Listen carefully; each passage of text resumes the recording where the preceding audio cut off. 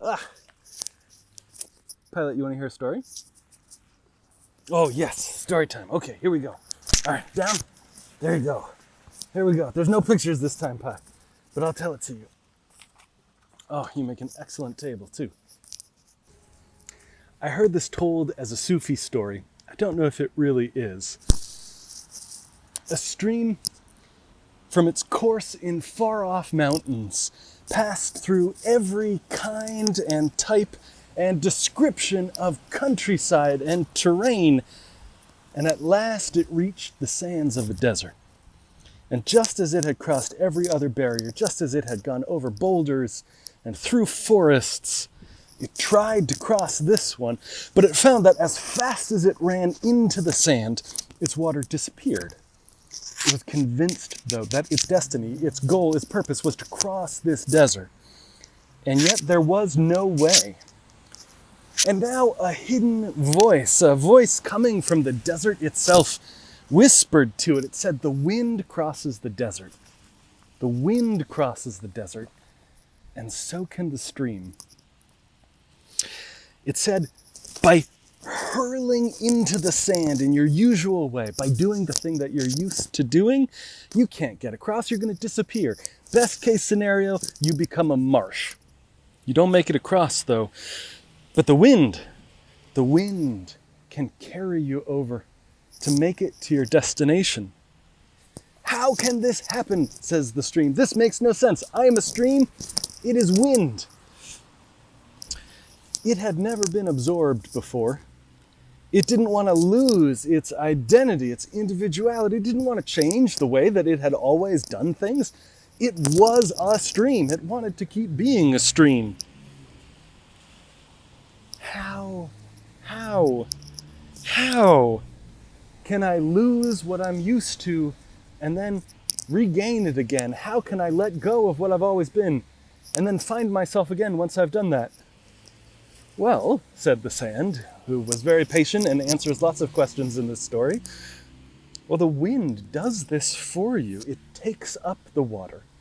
It carries it over the desert, and then it lets it fall again, and falling as water, you become the river again." So this river was a very suspicious river. This river says, "How can I know this is true? How can it be so?" Well, the desert said, "Look, I mean, maybe not, right? But best case scenario, if you don't give it a shot, is that you become a quagmire. I mean, best case scenario, if you don't try this wind thing, you become a swamp. And you never cross the desert. Swamps don't go anywhere. They sit around being swamps." Stream said, but this means I can't stay the same stream that I am right now. This means that I have to transform and untransform. I mean, the stream that I'm going to be on the other side of this desert is not going to be the stream that I am right now. This unbroken chain from way up in the mountains all the way to here. "Look," said the sand, "look, you can't stay the way you are. In either case, no matter what happens, you're going to be transformed. You can't brute force your way across the desert."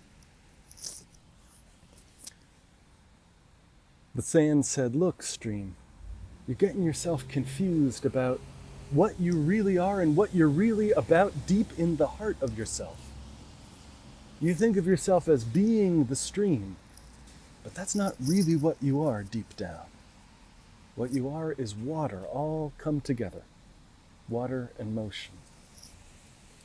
And when it heard this, certain echoes started to arise in the deepest memories of the stream. And dimly it remembered some state of being when it was held in the arms of a wind. It remembered that what it really was water in motion, not water running between two banks.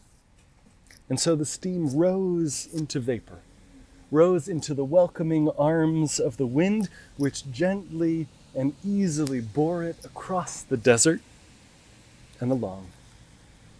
And on the far side, at the roof of a mountain, it fell softly, gently.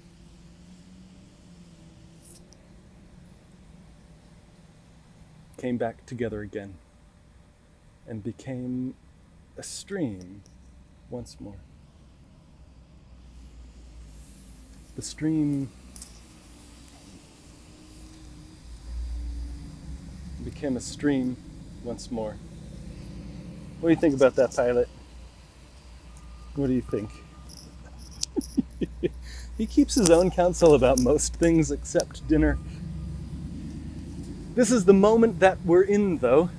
I think of this, that our little stream of a church has moved into vapor. In this case, though, electrons, ones and zeros, that are carrying me to you and you to each other and each of us to all of us. When we come back together again after all of this, however long it takes us to get through this desert of isolation, and we come back together again at the end of it. Because the essence of who we are, the essence of what church is about, is not to be meeting inside a room together. That's not the mission, that's not the center of it, that's not the heart of it. We're a people who gather. We're a people who move. A people who come together out of many droplets to form a whole, to grow our spirits, and to help heal the world. And sometimes that takes transformation and reforming on the other side, and sometimes it is not what we want to do. And that's okay. It's the work that we're called to with curiosity, with joy. It's the work that calls us into our own integrity.